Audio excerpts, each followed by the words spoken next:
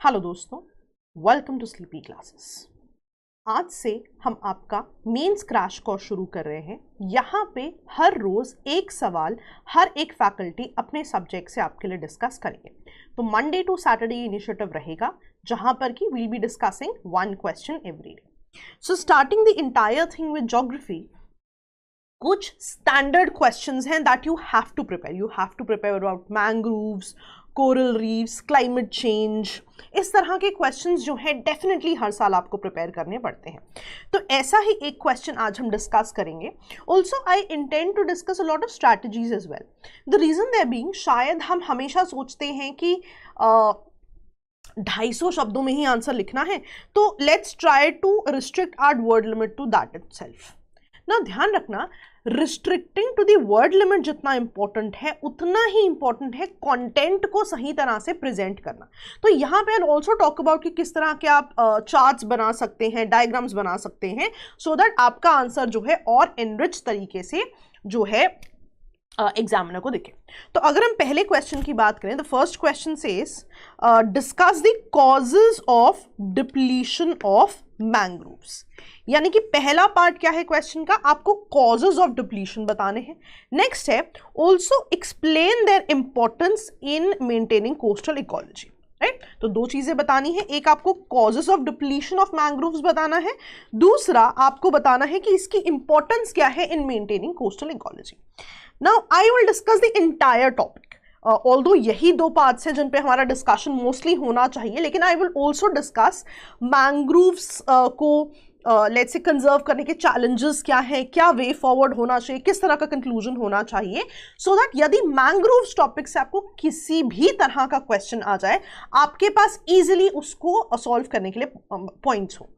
तो ना जब भी आप इंट्रोड्यूस करें, you can talk about mangroves, है ना, कि मैंग्रोव्स बेसिकली होते क्या है, सॉल्ट टॉलरेंट वेजिटेशन होते हैं, ये सब आपको पता है, right. And you can also talk about कि ये कहाँ कहाँ पे ग्रो करते हैं, तो आप बताएंगे कि ये इंटरटाइडल रीजन्स और रिवर्स और एस्चुरीज पे ग्रो करते हैं, right. So this could be some sort of introduction. लेकिन ध्यान रखना, जब भी आप इंट्रोडक्शन दोगे, कहीं ना कहीं वो इंट्रोडक्शन क्वेश्चन से भी रिलेटेड होना चाहिए। All I'm trying to say is कि let's say कि क्वेश्चन था causes of depletion of mangroves। इसका मतलब है जो डिप्लीशन के causes हैं, जो थ्रेट्स हैं, आपके इंट्रोडक्शन में प्रोबेबली एक लाइन उसके बारे में भी होनी चाहिए। तो वो भी इस क्वेश्चन में मैंने आपको दी हुई है, that you can always write about the threats कि more than 35% of the world's mangroves already gone. और if you talk about in countries like India, Philippines, Vietnam, यहाँ पे जो उनके डिग्रेडेशन का फिगर है that is also very high. तो हमेशा ही हमें इंट्रोडक्शन लिखने में दिक्कत आती है।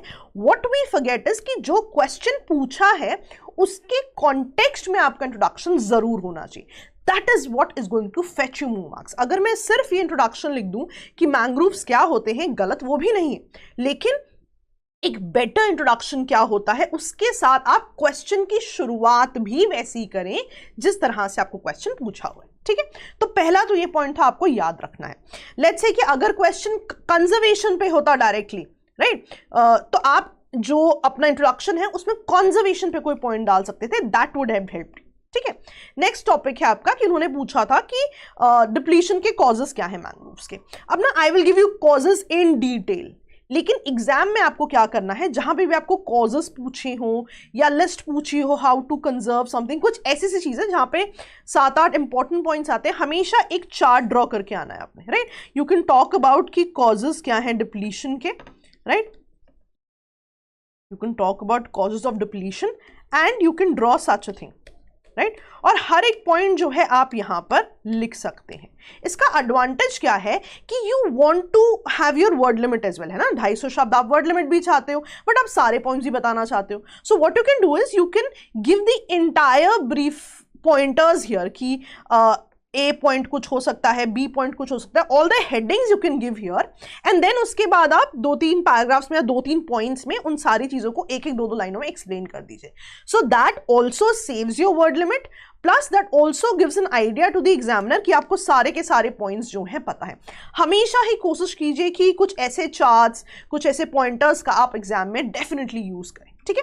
अब अगर हम कॉजेज ऑफ डिप्लीशन की बात करें, सबसे पहला जो पॉइंट है दैट इज रिवर चेंजेस, यानी कि जो पानी मैंग्रोव्स में जा रहा है उसमें चेंजेस आ रहे हैं। देखिए आपको पता है कि मैंग्रोव्स जो है कहीं ना कहीं कोस्ट के पास मिलते हैं, राइट। सो बेसिकली ये सॉल्ट टॉलरेंट रीजन्स होते हैं, राइट। अब आप देखोगे यहां पे कि मैंग्रोव्स में सैलिनिटी होनी चाहिए, यस। मैंग्रोव्स कोस्ट के पास है, सैलिनिटी है, यस। लेकिन मान लीजिए सैलिनिटी बहुत ही ज्यादा हो जाए, then it can not survive. क्यों? बिकॉज मैंग्रोव्स जो है, पूरा इकोसिस्टम जो है एक सेट सैलिनिटी पे बेस्ड है, राइट। ऐसा नहीं है कि बहुत ज्यादा सैलिनिटी हो जाए या बहुत कम सैलिनिटी हो जाए तो भी वो चीज सर्वाइव करेगी। इकोसिस्टम कुछ स्पेसिफिक कंडीशन के हिसाब से मॉडल होता है। तो व्हाट हैपेंस हियर इज कि लेट्स से कोस्ट के पास है, तो कोस्ट में पानी जा रहा है डिफरेंट नदियों से। अब आप मान लीजिए उन नदियों का पानी आप डैम्स में सेव कर ले या उन्हें इरिगेशन के लिए यूज कर ले, तो अल्टीमेटली क्या हुआ, वो जो फ्रेश वाटर है वो सी तक पहुंचा ही नहीं, वो मैंग्रोव्स वाले रीजन तक पहुंचा ही नहीं। लेकिन मैंग्रोव्स वाले रीजन में तो कॉन्स्टेंटली इवेपोरेशन चल ही रही है, तो पानी चला गया ऊपर इवेपोरेट होके और नीचे सॉल्ट कंटेंट रह गया। पानी बट ऐड हो ही नहीं रहा, क्योंकि पानी तो जी आपने डैम्स और इरिगेशन के लिए यूज कर लिया। सो सॉल्ट कंटेंट जो है बढ़ता रहता है। Now when the salinity becomes too high, तो ये मैंग्रोव सर्वाइव ही नहीं कर सकते, बिकॉज ये एक स्पेसिफिक तरह की सैलिनिटी के लिए ही इकोसिस्टम बना हुआ है, राइट। ऑल्सो ये तो सिर्फ सैलिनिटी की बात है। समटाइम्स क्या होता है कि जब आप डिफॉरेस्टेशन कर देते हैं, राइट, लेट्स से आपको इंडस्ट्रीज लगानी थी, आपने वो रीजन क्लियर कर दिया, तो अल्टीमेटली क्या हुआ, वहां की जो सॉइल थी उसके जो सेडिमेंट्स हैं वो भी तो पानी के साथ बह के मैंग्रोव्स के पास आ जाते हैं। So when these sediments get set in the mangroves, तो मैंग्रोव्स की जो फिल्टरिंग एबिलिटी है, फॉरेस्ट की जो फिल्टरिंग एबिलिटी है वो भी कम हो जाती है, राइट। जिससे अल्टीमेटली क्या होता है कि वो जो पूरा इकोसिस्टम है उसमें चेंजेस आ जाते हैं। सी बहुत सिंपल शब्दों में आपको समझना है कि कोई भी इकोसिस्टम किसी एक पैटर्न पे सेट है और कहीं ना कहीं एक लेवल तक उसका थ्रेशोल्ड है कि उससे ज्यादा या उससे कम की जब हम बात करेंगे तो डेफिनेटली इकोसिस्टम में बदलाव आएगा। सो पहले सेट ऑफ बदलाव क्या है, when the exact amount of water doesn't go there और सेडिमेंटेशन बढ़ जाता है, उनसे भी मैंग्रोव्स में जो है दिक्कतें आती हैं। So you can write one point here, एक आप बुलेट पॉइंट लिख सकते हैं, right, and you can actually give certain examples over here. So ultimately क्या होगा, जो आपके पास नीचे कंटेंट में लिखने के लिए रह जाएगा वो कम रह जाएगा और within 250 words plus the diagram आपका एक बहुत ही अच्छा एनरिच्ड आंसर बन जाएगा, which will actually fetch you a lot of extra marks. चलिए नेक्स्ट पार्ट पर आते हैं। नेक्स्ट है आपका sea level rise in coastal erosions. So देखा गया है कि जब भी सी लेवल राइज होगा, राइट, जो मैंग्रोव्स है इतना ज्यादा पानी आ जाएगा उनमें कि they will B flooded, right. अब जब ये फ्लड हो जाता है वहां पे, तो मैंग्रोव्स ऑब्वियसली अपने जो इकोसिस्टम है उनको बहुत ज्यादा डिग्रेड करना शुरू कर देते हैं, राइट। सिमिलरली अगर आप कोरल रीफ्स की बात करो, राइट, अब आप इमेजिन करो कि सी है, सी के पास यहाँ कोरल रीफ्स है। So coral reef as a barrier act करता है कि एकदम से करंट ना आ जाए जमीन की तरफ, रादर एक बैरियर जैसा एक्ट करेगा कि करंट इससे टकराएगी फिर आगे जाएगी। उससे क्या होता है, स्पीड ऑफ द करंट भी स्लो हो जाता है। तो कोरल रीफ बेसिकली क्या कर रही है, एज अ बैरियर एक्ट कर रही है अगेंस्ट स्ट्रॉन्ग वेव्स, कि स्ट्रॉन्ग वेव्स एकदम से जमीन पे ना आ जाए, कुछ ना कुछ वहां पे बैरियर हो। नाउ इमेजिन द सिचुएशन जहां पे कोरल रीफ्स की क्या हो रही है, डिस्ट्रक्शन हो रही है। तो अल्टीमेटली क्या हुआ कि इस डिस्ट्रक्शन की वजह से सारा जो मैंग्रोव्स वाला रीजन है वहां पे एकदम से पानी आ जाएगा और अल्टीमेटली क्या हो जाएगा, वहां पे डिस्ट्रक्शन शुरू हो जाएगी। तो अल्टीमेटली क्या होगा, it will wash away a lot of nutrients जो कि मैंग्रोव इकोसिस्टम के लिए बहुत ही ज्यादा इंपॉर्टेंट है। सिमिलरली ओवरफिशिंग भी बहुत ज़्यादा स्पेसिफिक है, बिकॉज ओवरफिशिंग भी अगर आप करते हो मैंग्रोव रीजन्स में भी, तो वहाँ की जो मैंग्रोव फिश कम्युनिटीज़ हैं वो बहुत ज़्यादा जो है डिस्टर्ब हो जाती हैं। वहाँ की जो स्टैंडर्ड फूड चेन्स हैं वो भी बहुत ज़्यादा डिस्टर्ब हो जाएंगी। क्यों? बिकॉज एक सेट पैटर्न है दैट एक पूरा फूड चेन बना हुआ है मैंग्रोव इकोसिस्टम का। Now if you take one organism या one animal away from the food chain, तो अल्टीमेटली क्या होगा, फूड चेन जो है डिस्ट्रक्ट होना शुरू हो जाएगी, राइट? सीधी सी बात है, इफ ए बी सी 3 लोग हैं इकोसिस्टम का पार्ट या फूड चेन का पार्ट, और बी की कर दिया आपने ओवरफिशिंग, राइट? सो बी का मेजॉरिटी आप उस फूड चेन से बाहर ले गए, तो अल्टीमेटली क्या होगा, ये पूरी की पूरी फूड चेन जो है डिरेल हो जाएगी और डिस्ट्रक्ट होना शुरू हो जाएगी। सो बेसिकली ओवरफिशिंग से क्या होगा, उस रीजन का जो इकोलॉजिकल बैलेंस है वो बिल्कुल ही हिल जाएगा, right? So again this can also be a point A B C करके, यहां पे can one of the points can be overfishing, right? तो ये कुछ चीजें हैं जो आपको प्रॉपर डायग्राम्स या प्रॉपर चार्ट्स के साथ दिखानी जरूरी है। अच्छा, clearing also very important point. अगर आप मैंग्रोव्स को देखोगे ना, तो a lot of regions में a lot of people see it as unproductive or smelly regions because दलदली regions होते हैं, पानी region होता है। तो what a lot of people do is they clear the entire mangrove so that वहाँ agriculture हो सके किसी तरह का, right? कुछ infrastructure बन सके, human settlements हो सके या industries बन सके, a lot of things can be done, right? So when you clear the entire region, then what happens is mangroves तो basically destroy हो गए absolutely। या not only this, a lot of times आप mangroves को tourist developments के लिए use करते हो, यहाँ पे salt farms बन सकते हैं, right? Salt farms क्यों? Because ये salt tolerant regions होते हैं, right? mangroves हमेशा एक coast के पास आपने बहुत बार देखे हैं और आपको पता है यहाँ पे salinity बहुत ही important factor है। तो ultimately for whatever reason you've cleared the entire area, ultimately mangroves क्या हो गए आपके, डिस्ट्रॉय हो गए। Similarly pollution is also one of the factors, right? जब रिवर्स का पानी जाता है, रन ऑफ फ्रॉम एग्रीकल्चर वहां जाता है, तो उस पानी में जो पेस्टिसाइड्स होते हैं, फर्टिलाइजर्स होते हैं या कोई भी टॉक्सिक केमिकल्स होते हैं, जब ये केमिकल्स मैंग्रोव्स में जाते हैं तो अगेन मैंग्रोव्स का इकोसिस्टम डिस्टर्ब हो जाता है एंड दे गेट डिस्ट्रॉयड और डिग्रेडेड। सिमिलरली फायर भी बहुत ज्यादा इंपॉर्टेंट क्राइटेरिया है, राइट? ऐसा देखा गया है कि कुछ रीजन्स है मैंग्रोव फॉरेस्ट के जो कि बहुत ही ज्यादा बर्न कर रहे हैं, राइट? इसके कुछ एग्जांपल्स भी देखे गए हैं वर्ल्ड में जहां पे मैंग्रोव्स कॉन्स्टेंटली बर्न हो रहे हैं। तो ये जो बर्निंग है, जो फायर है, ये भी मैंग्रोव्स को जो है डिरेल करती हैं। सिमिलरली क्लाइमेट चेंज, मैंने आपको बताया कि एक स्पेसिफिक सेट ऑफ कंडीशंस के लिए मैंग्रोव्स जो है अपना इकोसिस्टम जो है चला रहे हैं, right? The set of conditions कुछ भी ह्यूज।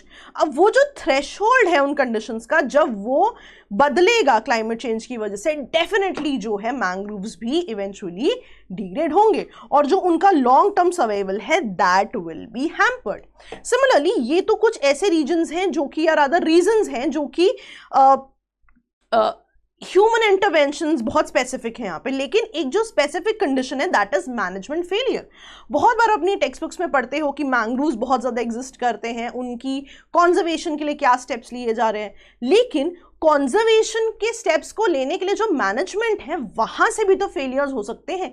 ये एक ऐसा पॉइंट है जो शायद हम कंसिडर नहीं करते ना। Management could be because of anything, हो सकता है कि स्किल्ड और वेल ट्रेन्ड लोग कम हो, राइट? हो सकता है कि knowledge of the coastal regions बहुत ज़्यादा कम हो, इम्प्लीमेंटेशन पे नॉलेज बहुत ज़्यादा कम हो, and the most important thing, हो सकता है आप मैनेज करने की कोशिश कर रहे हैं बट आप एनवायरमेंट प्रोटेक्शन की तरफ ध्यान ही नहीं दे रहे।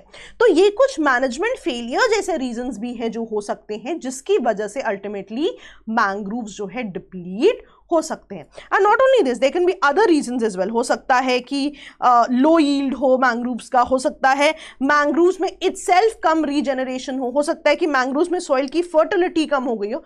तो कुछ सेल्फ सस्टेन्ड रीजन्स भी हो सकते हैं मैंग्रोव के, ऐसे रीजन्स जहां पे ये प्रॉब्लम भी हो रही है। तो आपने देखा कितने सारे रीजंस हमने देखे जहां पर मैंग्रोव्स जो है डिग्रेड हो सकते हैं।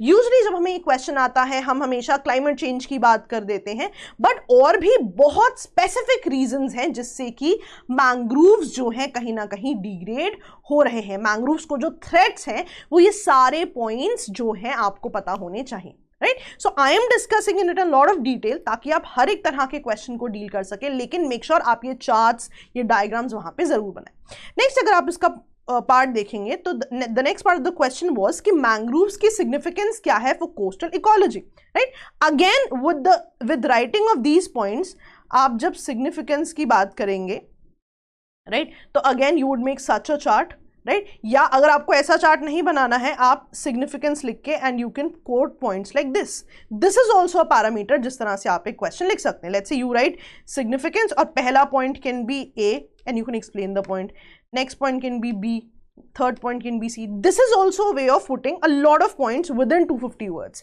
So शायद हम गलती क्या करते हैं, हम sentences formation की कोशिश कर रहे हैं, कुछ हम fancy लिखने की कोशिश कर रहे हैं, तो आपने बस basic pointers बताने हैं वहां पे, तभी आपको बहुत ज़्यादा मार्क्स मिलेंगे. वर्ड लिमिट की वजह से कभी भी अपने कंटेंट पे हमने कॉम्प्रोमाइज नहीं करना है. सो कंटेंट को मिनिमम वर्ड लिमिट में लिखना ही चैलेंज है. That is why I am telling you कि ये पैरामीटर्स डेफिनेटली आपके काम आ सकते हैं. तो आज तो हम बहुत डिटेल में डिस्कस करेंगे. Eventually we'll also take up some classes जहां पे we'll see how you can put up points. ठीक है, तो डोंट वरी, मेंस तक आपका ये इंटायरली क्रैश कोर्स चलेगा. हर एक फैकल्टी आपको क्वेश्चंस कराएगी and you will learn a lot. चलिए नाउ इनकी सिग्निफिकेंस देखते हैं. मैंग्रोव्स जो है बहुत सारी वाइल्ड लाइफ स्पीशीज़ या बहुत सारी जो स्पीशीज़ हैं उनके लिए एक हैबिटेट देते हैं रहने के लिए. कोस्ट के पास है बेसिकली. मैंग्रोव्स क्या है, टेरेस्ट्रियल इकोसिस्टम, और उसके साथ जो कोस्टल इकोसिस्टम है उसके बीच का इकोसिस्टम है. राइट, सिंपल शब्दों में समझाऊं तो टेरेस्ट्रियल यानी ज़मीनी इकोसिस्टम, राइट, कोस्टल यानी कि समुद्र का इकोसिस्टम. तो बीच का जो इकोसिस्टम है, राइट, जो इन दोनों के बीच में है, दैट इज मैंग्रोव्स. तो डेफिनेटली कुछ दोनों ही इकोसिस्टम्स के यहाँ पे कंडीशंस होंगी जो मिलेंगी. सो बेसिकली ये जो इकोसिस्टम है, this serves as a habitat for a lot of species, for some sort of commercial fishes, right, some sort of crustaceans, तो बहुत सारी शेलफिश पॉपुलेशंस. तो मरीन फिशरीज के लिए बहुत ही ज़्यादा इंपॉर्टेंट है. राइट, नेक्स्ट क्या है, इसके अपने कुछ इकोलॉजिकल फंक्शंस भी हैं. इकोलॉजिकल फंक्शंस कैसे, आप देखोगे टेरेस्ट्रियल इकोसिस्टम यानी लैंड और सी के बीच का रीजन है ये. तो यहाँ पे जो इन दोनों के बीच की जो इंटरमीडिएट वेजिटेशन है या जो इंटरमीडिएट ऑक्सीजन डेफिशिएंट सॉइल्स हैं, उनको भी ये बेसिकली जगह देता है. तो ये जो बीच का स्पेसिफिक रीजन है, आप देखोगे इसको इकोटोन कहते हैं. आपने एनवायरनमेंट में पढ़ा भी होगा कि जो दो इकोसिस्टम्स के बीच का एक अलग इकोटोन होता है, राइट, एक अलग इकोसिस्टम होता है. और आप देखते हो कि कभी कभी क्या होता है, उस इकोसिस्टम में एक्चुअली जो बाकी दो इकोसिस्टम हैं उसके कुछ कैरेक्टरिस्टिक्स भी मिलते हैं, उन दोनों इकोसिस्टम से रिलेटेड स्पीशीज भी मिलती हैं. और कभी कभी ऐसा होता है कि बीच वाले इकोसिस्टम में और भी ज़्यादा एक्स्ट्रा स्पीशीज मिलती हैं, जिसको आप एज इफेक्ट भी कहते हो. डाइवर्सिटी बहुत ज़्यादा होती है बीच वाले इकोसिस्टम में than the initial two ecosystems, तो उसको एज इफेक्ट भी कहते हैं. तो आप देखोगे हमेशा ही इन रीजन्स में बहुत ही ज़्यादा स्पीशीज डिवर्सिटी होगी, बहुत ही ज़्यादा इकोसिस्टम फंक्शंस होंगे जो कि दोनों तरह के इकोसिस्टम्स का ध्यान रखेंगे. तीसरा ऑप्शन क्या है, it acts as an interface between the terrestrial and aquatic marine systems. चौथा जो मैंने आपको बताया, it acts as a ecotone region. Ecotone region में बेसिकली क्या है कि मैंग्रोव्स तो आपका बीच का रीजन है, एक तरफ आपका टेरेस्ट्रियल इकोसिस्टम है, लैंड वाला इकोसिस्टम है, और एक तरफ आपका कोस्टल इकोसिस्टम है, राइट, या जिसको आप एक्वाटिक इकोसिस्टम कहते हो यानी कि सी का रीजन.